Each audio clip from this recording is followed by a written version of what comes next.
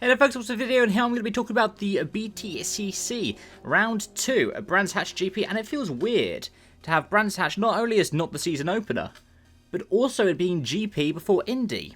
The revised schedule has meant that they're going to be using Indy later in the season due to the fact that they're going to be running in darker conditions. So, what's happened over the course of these three races? Well, let's talk about them. Firstly, we had race 1. Where Dan Cabbage took a win from Turkington with Ollie Jackson in third. Then we had race 2, with Turkington taking a win from Ingram and Sutton in third. Then we had race 3, where Oliphant held off Ash Sutton, and at the same time, third place was claimed by Stephen Jelly. It was really interesting, and there are a couple of different talking points.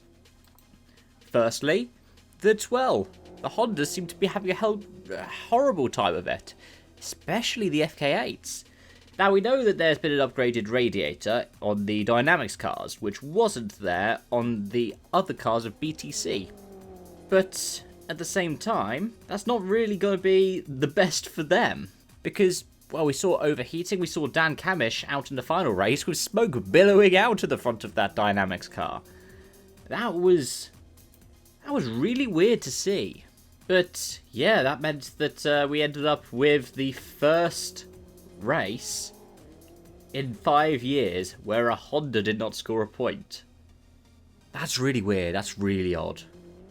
Another one was so much bad luck for the motor-based cars. I mean, they've shown that they can be competitive. We saw Ollie Jackson in the podium, for example. But we saw punches so often. I mean, I think Rory Butcher had 2, did he? Race 1 and race 3. And that was to do with, well, the temperatures, largely.